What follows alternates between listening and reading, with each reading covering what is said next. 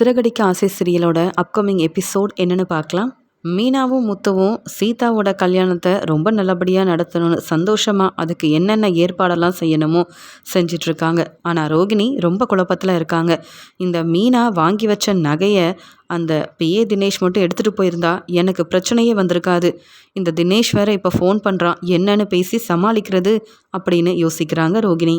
இதை பார்த்த மனோஜும், என்ன ரோகிணி, நீ அந்த பார்லரில் வெறும் ஸ்டாஃபாக தானே வேலை பார்க்குற, ஆனால் ஏன் உனக்கு எப்போ பார்த்தாலும் ஃபோன் வந்துக்கிட்டே இருக்குது, யார் தான் உனக்கு இந்த நேரத்தில் கூட ஃபோன் பண்ணுறது அப்படின்னு கேட்க, உடனே ரோகிணி ரொம்ப பதட்டமாக ஃபோன் எடுத்து பார்க்குறாங்க. அங்கே பிஏ தினேஷ் சிட்டியோட ஆஃபீஸ்லேருந்து ஃபோன் பண்ணிகிட்ருக்காரு. உடனே ரோகிணி மனோஜ் கேட்ட கேள்விக்கு சமாளிக்கிறதுக்காக, ஏன் உன் கடைக்கு வர கஸ்டமர்லாம் உனக்கு ஃபோன் பண்ண மாட்டாங்களா மனோஜ்? அதே மாதிரி தான் எனக்கு அங்கே வேலையில் கிளைண்ட் ஃபோன் பண்ணுவாங்க. நாளைக்கு அவங்களுக்கு ஒரு ஃபங்க்ஷன் இருந்தால் கூட என்னை கூப்பிட்றதுக்கு ஃபோன் பண்ண வாய்ப்பு இருக்குல்ல. ஏன் எப்போ பார்த்தாலும் சந்தேகப்படுற மாதிரியே என்னை தப்பாக புரிஞ்சுக்கிட்டு இப்படி கேள்வி கேட்குறியோ தெரியல. சம்பாதிச்சு கொண்டு வந்து கொடுக்குற பணத்தை உங்கள் அம்மா சிரிச்சுக்கிட்டே வாங்குறாங்க. ஆனால் நீ இப்படி கேள்வி கேட்குற பார்த்தியா, என்ன சொல்கிறது? நானும் வேலைக்கு போகிறேன்ல, அதை முதல்ல புரிஞ்சுக்கோ. எப்போ வேணாலும் என் ஃப்ரெண்டுங்க ஃபோன் பண்ணுவாங்க, இல்லை தெரிஞ்சவங்க ஃபோன் பண்ணுவாங்க, இல்லையா என் வேலை விஷயமாக கூட அங்கே இருக்க ஸ்டாஃப் ஃபோன் பண்ணுவாங்க. இதில் ஏன் இப்படி கேள்வி கேட்குறேன்னு சொல்ல, சரி சரி யார் என்னன்னு பேசு, நான் ரெஸ்ட் எடுக்கணும்ல, அதனால தான் சொல்கிறேன், நான் ஏன் உன்னை சந்தேகப்பட போகிறேன் அப்படின்னு சொன்ன உடனே அங்கே மனோஜும் தன்னுடைய ரூமுக்கு போக ரோகிணி ஃபோன் எடுத்துகிட்டு போகிறாங்க.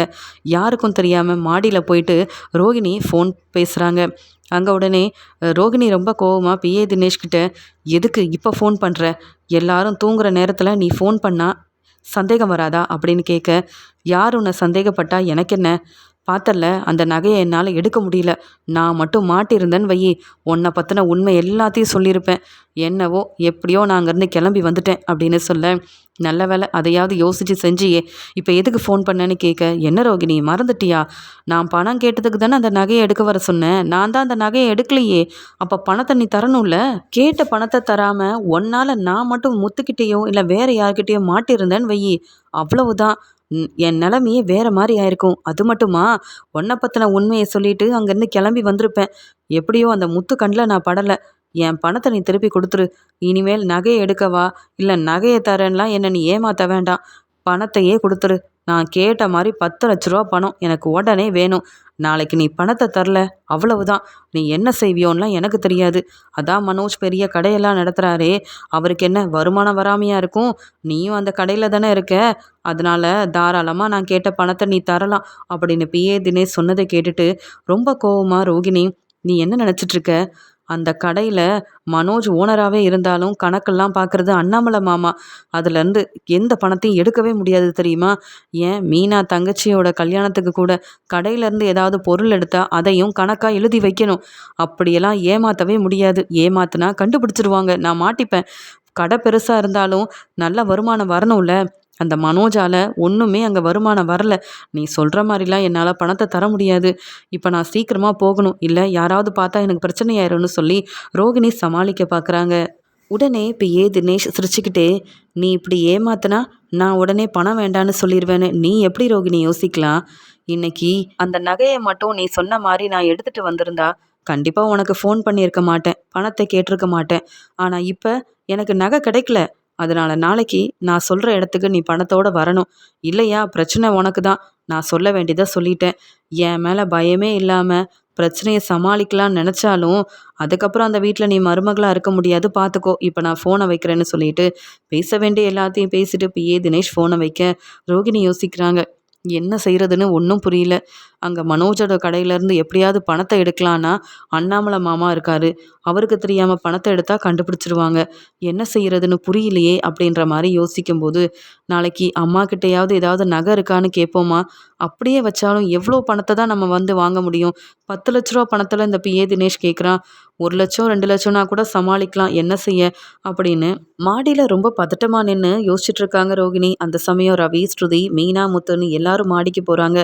அவங்க ரோகிணி இப்படி யோசிக்கிறத பார்த்துட்டு முத்து கேட்குறாரு, என்ன பார்லலாமா, மறுபடியும் வீட்டில் உள்ளவங்களை ஏமாத்தலான்னு என்ன போய் சொல்லலான்னு யோசிக்கிறீங்களா? இல்லை ஏன் கேட்குறேன்னா இந்நேரத்துக்குலாம் நீங்கள் இங்கே வரமாட்டீங்களே அதான் அப்படின்னு சொல்ல, உடனே ரவியும், ஆமா நீ நீங்கள் ரெஸ்ட் எடுக்க போகலையான்னு கேட்கும்போது, நீங்கள் எல்லாரும் இங்கே வந்து சந்தோஷமாக பேசி சிரிக்கலாம், ஆனால் நான் மாடிக்கு வந்தாலே தப்பா? ஏன் உங்கள் குடும்பத்தை நான் ஏமாத்த தான் இந்த வீட்டுக்கு மருமகளா வந்தேனா முத்து? உங்களுக்கு தேவையில்லாமலாம் இப்படி என்ன பேசாதீங்க புரியுதா? அப்படின்னு சொல்லிட்டு ரோகிணி அங்கேருந்து கிளம்பிடுறாங்க. மீனா சொல்கிறாங்க, ஏங்க அந்த ரோகிணி கிட்ட ஏதாவது பேசினாலே ரொம்ப கோவப்படுவாங்க. அவங்க ஏற்கனவே நம்ம மூலமாக தான் இங்கே மாட்டிக்கிட்டாங்கன்னு தெரிஞ்சதுலேருந்து என்னை பார்த்தாலே ரோகிணி பேசுறதில்ல தெரியுமா? இதில் நீங்கள் வேற கேள்வி கேட்குறீங்க அப்படின்னு சொல்லிட்டு அங்கே சீதா கல்யாணத்துக்கு என்னெல்லாம் செய்யணும், என்னென்ன ஏற்பாடெல்லாம் செய்யணும், இங்கே பூ டெக்கரேஷன் எப்படி செய்கிறதுன்னு எல்லாத்தையும் மீனா ஸ்ருதி கிட்ட சொல்லி சிரிச்சிட்டு இருக்கிறாங்க. இவங்க எல்லாரும் ரொம்ப சந்தோஷமாக பேசிகிட்டு இருக்க இதை பார்த்துட்டு ரோகிணி ரொம்பவே மனசு வேதனைப்படுறாங்க. எல்லாரும் சந்தோஷமாக இருக்காங்க. ஏன்னா ரவி வந்து ஸ்ருதிக்கு ரொம்ப துணையாக உதவி செய்கிறாரு. அதே மாதிரி இங்கே வந்து ஸ்ருதியும் ரவிக்காக ரெஸ்டாரண்ட்டெல்லாம் ஏற்பாடு செய்கிறாங்க. மீனாவை எப்பயுமே முத்து விட்டு கொடுக்க மாட்டார்.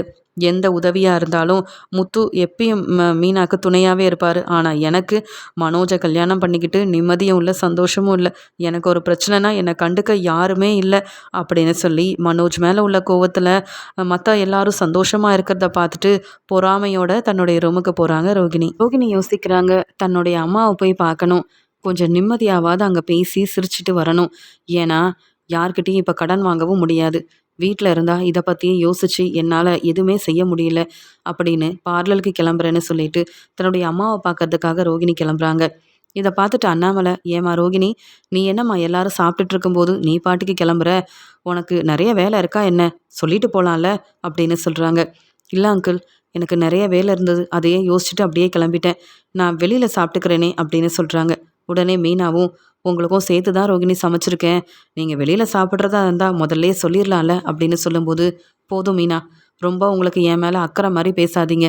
நான் சாப்பிட்டா உங்களுக்கு என்ன, சாப்பிடலைன்னா உங்களுக்கு என்ன? நீங்கள் எதுக்கு தேவையில்லாமல் என் விஷயத்தில் தலையிடுறீங்க? நான் என்னவோ எனக்காக தினமும் நான் கேட்டதெல்லாம் சமைச்சு கொடுக்குற மாதிரி பேசுகிறீங்க. நான் பார்த்துக்கிறேன். எனக்காக இனி நீங்கள் சமைக்க கூட வேண்டாம் போதுமா அப்படின்னு சொல்லிட்டு ரோகிணி கிளம்ப, உடனே விஜயாவும், ரோகிணி என்ன எல்லாரும் எதிர்த்து பேசிட்டு போகிற மாதிரி கிளம்புற? மீனா சொல்கிறது சரிதானே? உனக்கு வேண்டானா முன்னாடியே சமைக்க வேண்டான்னு சொல்ல வேண்டிதானே? இனி மீனா, நீ ரோகிணிக்காக எதுவுமே சமைக்காத. இவ்வளோ பேச்சு பேசுகிறவ அவளே சமைச்சு சாப்பிட்டுக்கிட்டோம். நீ கிளம்புவோம் வேலைக்கு. என்னவோ இவ மட்டும்தான் வேலை பார்க்குற மாதிரி எப்படி பேசுகிறா பாருங்க இந்த ரோகிணி அப்படின்னு சொல்லி விஜயாவும் ரோகிணி மேலே கோவப்படுறாங்க. இங்கே ரோகிணி மனோஜோட கடைக்கு முதல்ல போகிறாங்க. மனோஜோட கடையில் அங்கே நல்ல ஒரு வருமானம் வந்திருக்கு. அதனால் மனோஜ் பணத்தெல்லாம் எண்ணிட்டுருக்காரு. அதை பார்க்குறாங்க இங்கே வந்து ரோகிணி. அந்த பணத்தை பார்த்த உடனே ரோகிணிக்கு, மனோஜ்கிட்ட இவ்வளோ பணம் இருக்கே, நமக்கு கொடுத்த உதவி செஞ்சால் அந்த பிஏ தினேஷோட பிரச்சனைக்கே ஒரு முற்றுப்புள்ளி வச்சு அவனை நம்ம வழியில் வராமல் செய்யலாம். ஆனால் கண்டிப்பாக இந்த பணத்தை மனோஜ் தரவே மாட்டான். அப்புறம் எப்படி நம்ம வந்து பணத்தை ஏற்பாடு பண்ணுறது? இதெல்லாம் செஞ்சுட்டு அம்மா வீட்டுக்கும் போகணும் அப்படின்னு யோசிக்கிறாங்க. மனோஜோட கடையில் இருக்க எல்லா பொருளையும் பார்க்குறாங்க.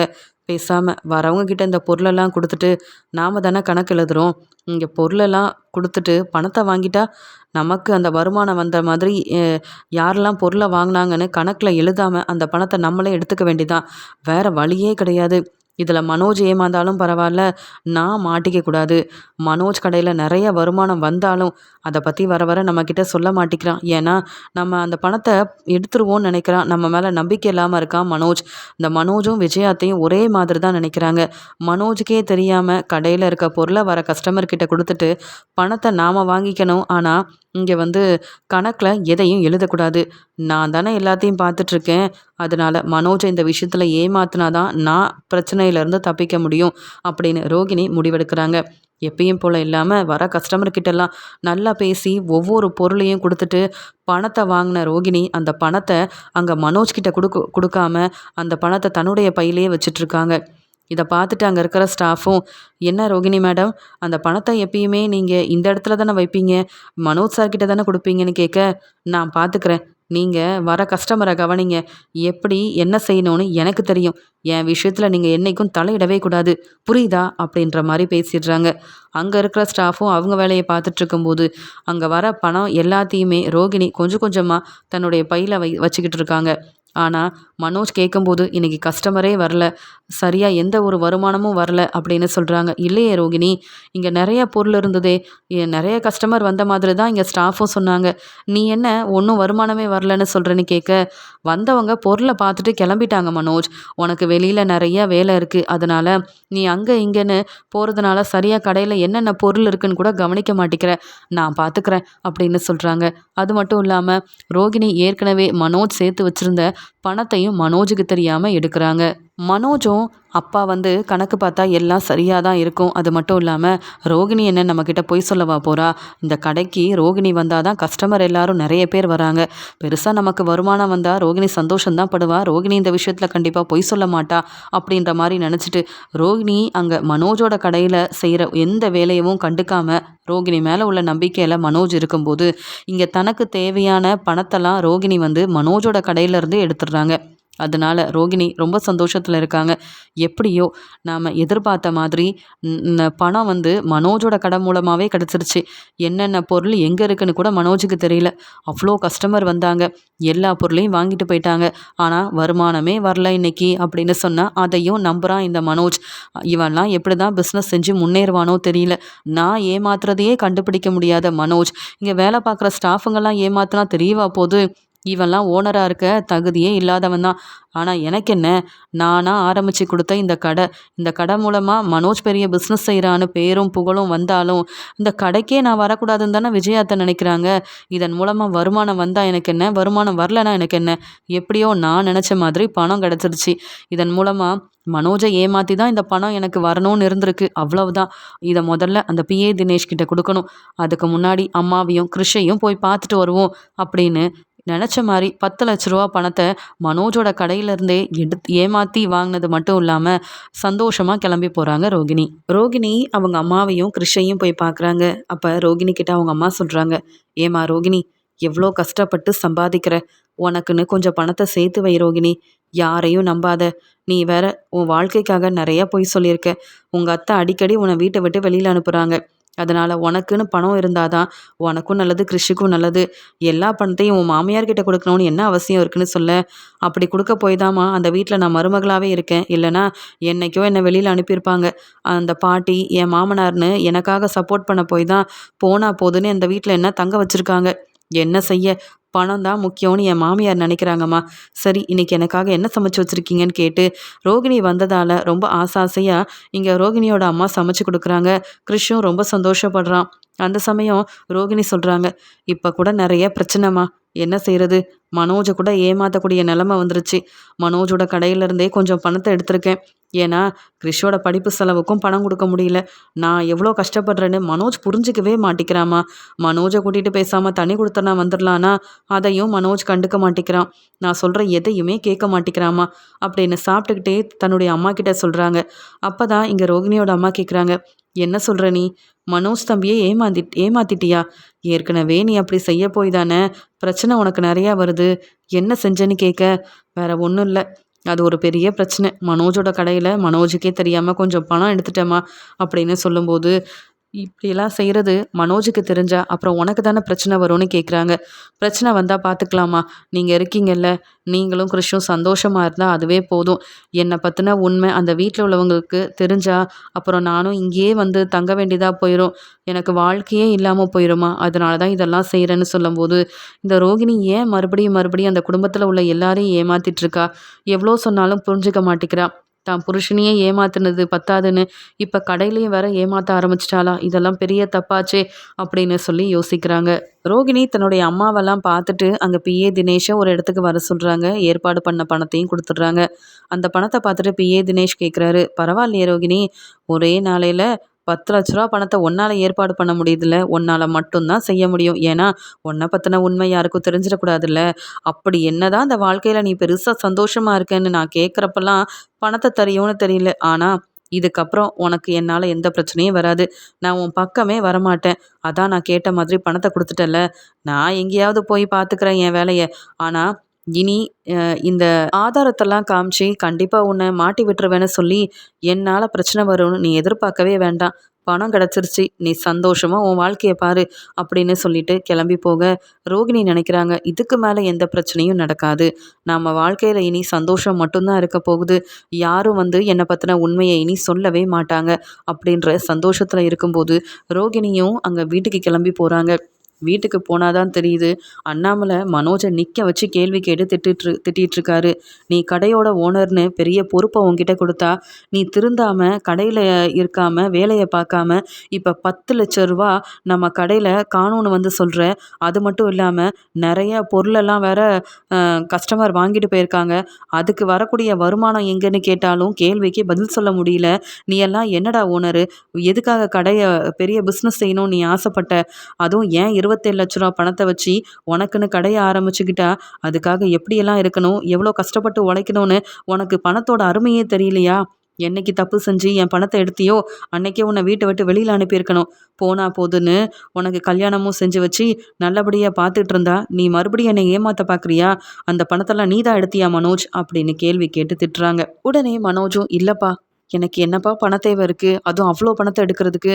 நான் சரியா தான்ப்பா வேலை பார்க்குறேன். ரோகிணி, நேத்து நீ தானே கடைக்கு வந்த.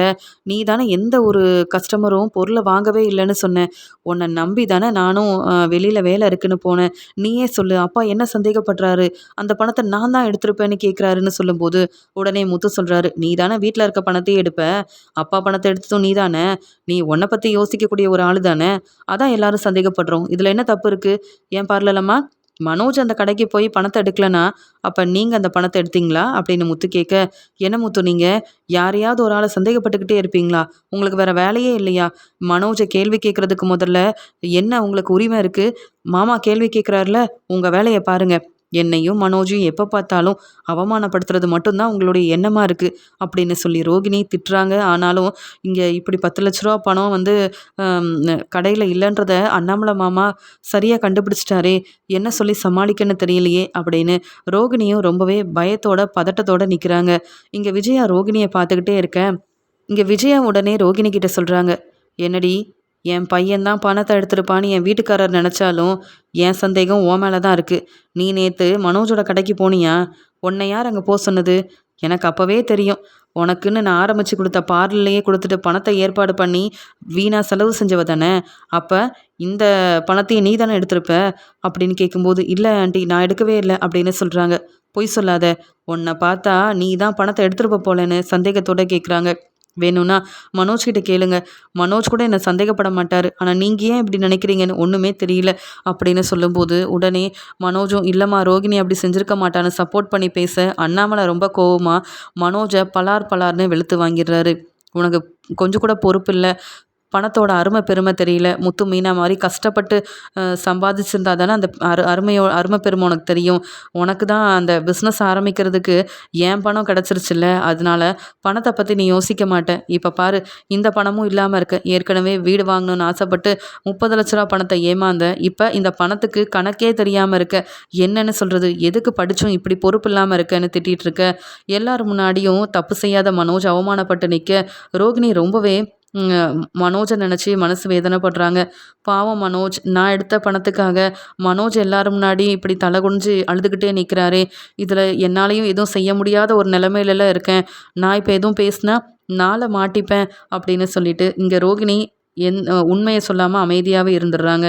உடனே முத்துவும், "அப்பா, இவ்வளோ பெரிய தப்பு பண்ண மனோஜ் இனி கடை பக்கமே வரக்கூடாதுன்னு அவனை வேற ஏதாவது வேலைக்கு போக சொல்லுங்கப்பா. அப்பதான் பணம்னா என்ன, பணத்தோட அருமை பெருமைனா என்னன்னு இவனுக்கு தெரியும். வீட்டில் இருக்கிற பணத்தை எடுக்கிறது, மீனாவோட நகை எடுக்கிறதுன்னு இவன் விருப்பத்துக்கு செஞ்சுட்டு இருந்தான். இப்போ பாருங்க, கடையில் உள்ள பணத்தையும் எடுத்திருக்கான். எதுக்கு எடுத்தேன்னு கேட்டால் ஏதோ உண்மையை மறைக்கிறான்ப்பா" அப்படின்னு சொல்கிறாங்க. உடனே அண்ணாமலையும், "முத்து சொல்கிறது சரிதான். இனி மனோஜ், நீ கடை பக்கமே வர வேண்டாம். முத்து மீனா கிட்ட பேசாமல் கடையை கொடுத்துட்டுமா, அவங்களே பார்த்துக்கிட்டுமான்னு" கேட்கும்போது, உடனே எங்கள் விஜயாவும், "என்னங்க பேசுறீங்க?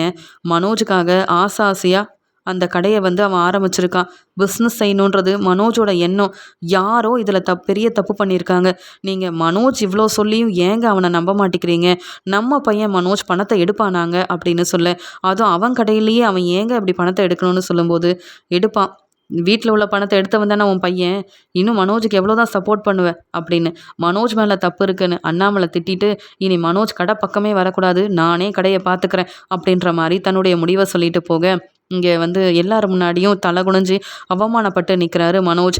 எவ்வளோ கஷ்டப்பட்டு அந்த பிஸ்னஸ செஞ்சு, நல்லபடியா எனக்கு நல்ல பெரிய பெரிய வேலையெல்லாம் கிடைச்சது. நெறைய கஸ்டமர்லாம் வராங்கன்னு சந்தோஷப்பட்டுட்டு இருந்தேன். இப்படி ஆயிருச்சே! அந்த பணத்த யார் எடுத்திருப்பா? எப்படி அந்த பணம் இல்லாம ஆயிருக்கும்?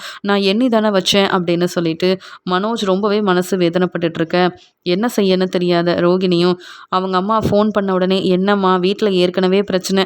இப்ப ஏம்மா ஃபோன் பண்றீங்கன்னு?" கேட்க, "என்ன ரோகிணி பிரச்சனைன்னு?" கேட்கும்போது, "அதான் நான் சொன்னேன்ல, மனோஜோட கடையிலேருந்து கொஞ்சம் எனக்கு பண தேவை இருந்ததுனால பணத்தையும் எடுத்தேன். அங்கே உள்ள பொருளையும் கஸ்டமர் கிட்ட கொடுத்துட்டு பணத்தை நானே செலவு செஞ்சுட்டேம்மா. ஆனால் இப்போ மனோஜ் மாட்டிக்கிட்டாரு. அந்த பணத்தை எல்லாரும் மனோஜ் தான் எடுத்திருப்பாருன்னு கேள்வி கேட்டு இனி மனோஜ் பிஸ்னஸ் செய்ய கடை பக்கமே வரக்கூடாதுன்னு அண்ணாமலை மாமா ரொம்ப கோவமாக சொல்லிட்டாரு. எல்லாரும் மனோஜை சந்தேகப்பட்டு திட்டுறாங்க, அவமானப்படுத்துகிறாங்க. எந்த தப்பும் செய்யாத மனோஜ் தலை குனிஞ்சு நிற்கிறாருமான்னு சொல்கிறாங்க. அப்போ நீ உண்மையை சொல்லியிருக்க வேண்டியதானே, உன் மேலே தான் தப்பு இருக்குன்னு அப்படின்னு சொல்லும்போது, "நான் அப்படி உண்மையை சொன்னால் ஏற்கனவே கல்யாணமான உண்மை எல்லாம் தெரிய வந்துருமே. அதனால தான் நான் அமைதியாகவே பொறுமையாக இருந்துட்டேம்மான்னு" சொல்கிறாங்க. இப்படி ரோகிணி சொன்னதை கேட்டுட்டு இங்கே ரோகிணியோட அம்மாவுக்கு ரொம்ப கோவம் வருது. "ரோகிணி, எப்பயுமே நீ உன் வாழ்க்கையை பற்றி தான் யோசிப்பியா? உன்னால் அடுத்தவங்களுக்கு பிரச்சனை வந்தால் கூட நீ செஞ்ச தப்பை ஒத்துக்க மாட்டியா ரோகிணின்னு?" கேட்குறாங்க. "அம்மா, என் வாழ்க்கைக்காக நான் என்ன வேணாலும் செய்வேன். இப்போ நீ ஃபோனை வைமா" அப்படின்னு சொல்லிடுறாங்க.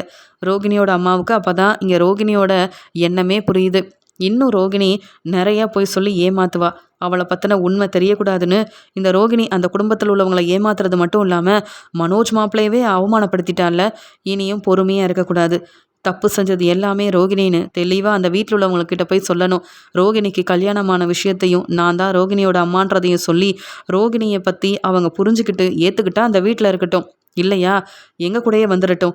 எங்களையும் கவனிக்க முடியாமல் அந்த வீட்டில் மற்றவங்களையும் அவமானப்படுத்திக்கிட்டு இருக்கிற ரோகிணி செய்கிறது எல்லாமே தப்புன்னு ரோகிணிக்கு முதல்ல புரிய வைக்கணும். தான் வாழ்க்கைக்காக என்ன வேணாலும் செய்வேன்னு சொல்கிறா. அவள் செய்கிறது எல்லாம் தப்பு. இனியும் பொறுமையாக இருந்தா இனி சரிப்பட்டு வராது அப்படின்னு ரோகிணியோட அம்மா முடிவெடுக்கிறாங்க.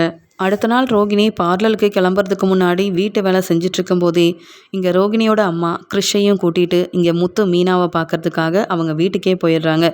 ரோகிணி செஞ்ச தப்பை சொல்லி சம்மந்திக்கிட்ட மன்னிப்பு கேட்டு மனோஜ் தம்பி மேலே எந்த தப்புமே இல்லை, பணத்தை எடுத்தது ரோகிணி தான் தெளிவாக புரிய வைக்கணும். அவங்க ரோகிணியை என்ன செஞ்சாலும் பரவாயில்ல, இனி தன்னுடைய பையனையும் கவனிக்காம அந்த வீட்டில் உள்ளவங்களை ஏமாத்திட்டுருக்க நாம் இடம் கொடுக்கவே கூடாது. ரோகிணி தான் வாழ்க்கைக்காக மற்றவங்க சந்தோஷமாக இல்லைனாலும் பிரச்சனை இல்லைன்னு நினைக்கிறா. அது மட்டும் இல்லை, மீனா முத்து ரொம்ப நல்லவங்க. அவங்களையும் தப்பாக புரிஞ்சிட்ருக்கிறா. இப்படி ரோகிணி தான் வாழ்க்கைக்காக என்ன வேணாலும் செய்யலான் இருக்கும்போது ரோகிணி வாழ்க்கைக்காக உண்மையை நான் சொல்லி தான் ஆகணும், வேறு வழி இல்லைன்னு சொல்லிட்டு அங்கே முத்து மீனாவோட வீட்டுக்கு தன்னுடைய பேரனையும் கூட்டிகிட்டு அங்கே ரோகிணியோட அம்மா வந்து நிற்க, உடனே அண்ணாமலையும், "வாங்கம்மா வாங்க, ரொம்ப நாள் ஆச்சு, என்ன இந்த பக்கம்னு கேட்குறாங்க. உங்களை பார்க்க தான் வந்திருக்கேன்னு சொல்ல, உடனே இங்கே மீனாவும் முத்துவும் வந்து நின்றுட்டு, "என்னம்மா, எங்களை பார்த்தாலே வந்து பேசாமல் போவீங்க, இன்னைக்கு என்ன இங்கே வந்திருக்கீங்கன்னு?" கேட்க, அதுக்கு விஜயாவும், "என்ன மீனா, உன்னை பார்க்க தான் வந்திருக்காங்களா? நீங்கள் 2 பேரும் தானே இந்த அம்மாவையும் இந்த பையனையும் இங்கே கூட்டிகிட்டு வருவீங்க, வேற யாரை இங்கே அவங்களுக்கு தெரியும்?" அப்படின்னு சொல்ல, உடனே ரோகிணியோட அம்மா, "தெரியுமா, இங்கே உள்ள எல்லாரையும் தெரியும். அந்த ரோகிணியோட அம்மாவே நான் தான். ரோகிணியை தெரியாமல் இருக்குமான்னு?" கேட்க, "என்ன சொல்கிறீங்கன்னு?" கேட்கும்போது, "ஆமாம் சம்மந்தி, ரோகிணி என் பொண்ணு தான். இத்தனை நாள் இந்த உண்மையை அவள் மறைச்சிட்டு இருந்தா. என்னையும் கிறிஷையும் தனியாக ஒரு வீடு எடுத்து தங்க வச்சுருந்தா. ரோகிணி செய்கிறது எல்லாமே பெரிய தப்பாக இருக்குது. அவள் திருந்தாமல் இருக்கிறத என்னால் ஏற்றுக்க முடியல. ஒரு அம்மாவா அவளுக்கு எவ்வளவோ நல்லது சொன்னேன், அதை ரோகிணி கேட்க மாட்டேங்கிறா. அதனால் ரோகிணியை பற்றின உண்மையை சொல்லிட்டு போகலாமேன்னு வந்தேன்னு" சொன்ன உடனே உடனே விஜயா, "என்னது சம்மந்தியான்னு?" கேட்குறாங்க. இங்கே உடனே அண்ணாமலையும், "என்ன சொல்கிறீங்க? நீங்கள் தான் ரோகிணியோட அம்மாவா? இதெல்லாம் நீங்கள் முன்னாடி சொன்னதே இல்லையே. திடீர்னு வந்து இப்படி பேசுகிறீங்கன்னா நம்பவும் முடியலையே" அப்படின்னு கேட்குறாரு. உடனே கிரிஷ், "ஆமாம் தாத்தா, எங்கள் பாட்டி பொய் சொல்ல மாட்டாங்க, உண்மையை தான் சொல்லுவாங்க.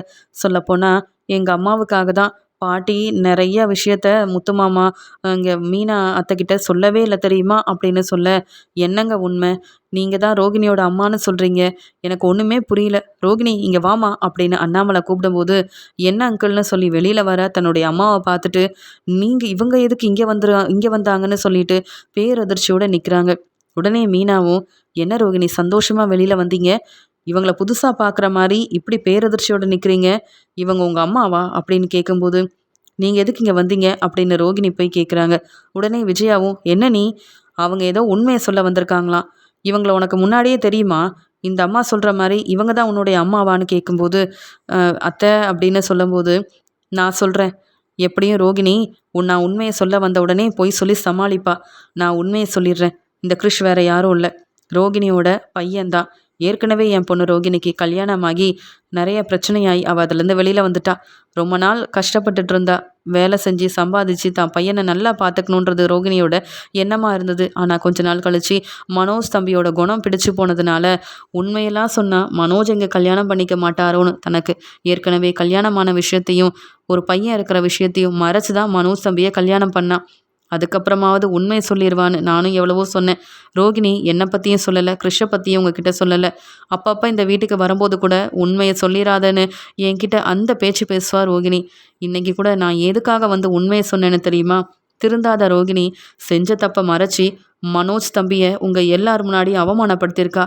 அதை என்னால் தாங்க முடியல. இந்த வீட்டில் உள்ள எல்லாரும் ரொம்ப நல்லவங்களா இருக்கிறீங்க.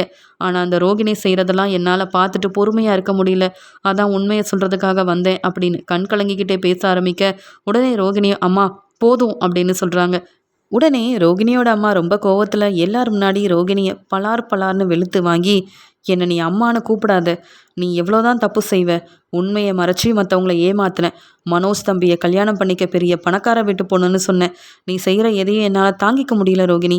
நீ நல்லவளாக இருக்கணும், அது மட்டும் இல்லாமல் நீ குடும்பத்தை பார்த்துக்கணும், இங்கே நல்ல மனைவியாக மனோஜ் தம்பிக்கு இருப்பேன்றதுக்காக தான் நீ சொன்ன பொய்யெல்லாம் நானும் வெளியில் சொல்லாமல் அமைதியாகவே இருந்தேன். ஆனால் நீ திருந்தலை, நீ திருந்தவும் மாட்டேன்.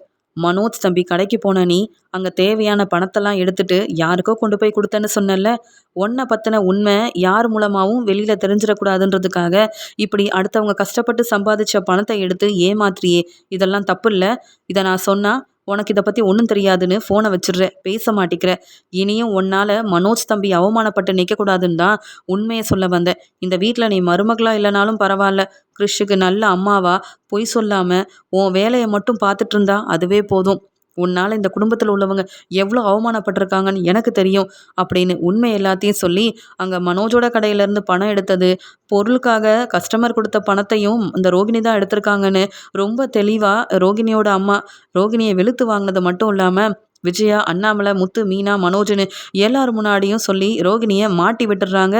வெளுத்து வாங்குறாங்க. ரோகிணி அழுதுகிட்டே நிற்கிறாங்க. எந்த உண்மை தெரியக்கூடாதுன்னு அந்த பிஏ தினேஷ்க்கு 10 லட்ச ரூபா பணத்தை கொடுத்தனோ, இப்போ அதே உண்மையை எங்கள் அம்மா வந்து சொல்லிட்டு இருக்காங்க. இவங்க இப்படி வந்து சொல்லுவாங்கன்னு தெரிஞ்சிருந்தா அந்த பணத்தை நான் எடுத்துருக்கவும் மாட்டேன். பணத்தை அந்த பிஏ தினேஷ்க்கு கொடுத்துருக்கவும் மாட்டேன்.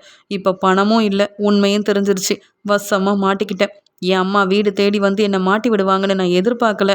நான் என்ன பெருசாக அப்படி தப்பு பண்ணிட்டேன்? மனோஜோட பணம் என் பணம் தானே, அது எடுத்தது என்ன தப்பு? அதுக்காகவா அம்மா வீடு தேடி வந்து இப்படி என்னை சொல்லி மாட்டி விடுவாங்க அப்படின்னு ரோகிணி ரொம்ப அழுகுறாங்க. உடனே விஜயா, நான் சொன்னேன்லங்க, இந்த ரோகிணி மேலே தான் எனக்கு சந்தேகம் இருக்குன்னு, பாருங்க மனோஜை மாட்டி விட்டுட்டு பணத்தையும் எடுத்துட்டு ஒன்றும் தெரியாத மாதிரி நிற்கிறா. மனோஜ் அவமானப்பட்டு நிற்கும் போது கூட உண்மையை சொல்லாமல் இந்த ரோகிணி எப்படி நல்லவ மாதிரி நடித்து ஏமாத்தினா பாருங்க. அவங்க அம்மாவே வந்து உண்மையை சொன்னதுக்கு அப்புறமா கூட தலை குனிஞ்சு நிற்கிறா. மனோஜை பற்றி கூட இந்த ரோகிணிக்கு அக்கறை இல்லைங்க. அதனால தான் மனோஜை பற்றி எல்லாரும் தப்பாக பேசும்போது கூட பார்த்துட்டு அமைதியாக இருந்தா.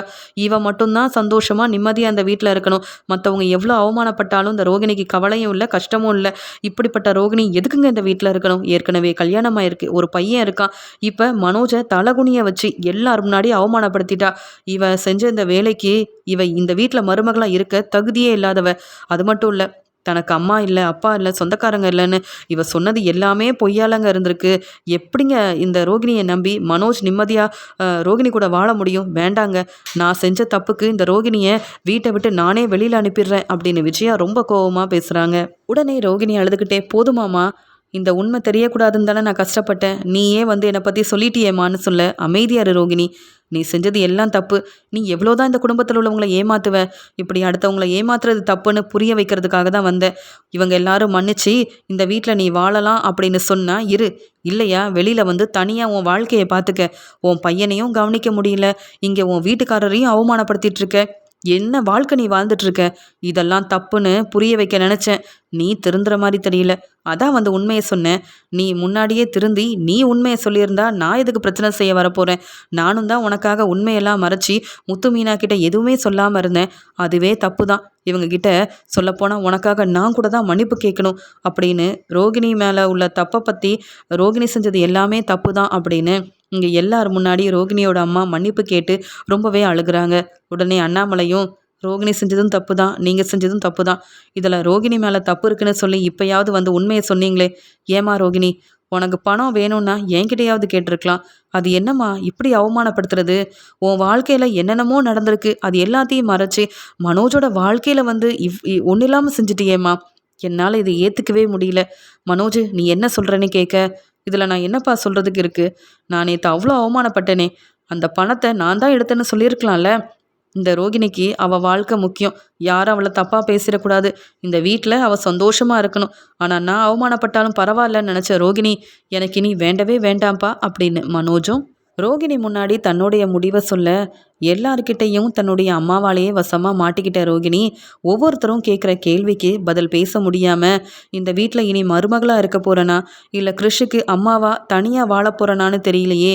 என் அம்மாவே என் மேலே இருக்கிற எல்லா தப்பையும் சொல்லி இப்படி என்னை அவமானப்படுத்தி என்னை வந்து வெளுத்து வாங்கிட்டாங்களே. இப்படி நடக்கும்னு நான் எதிர்பார்க்கவே இல்லையேன்னு நினைக்கிறாங்க ரோகிணி.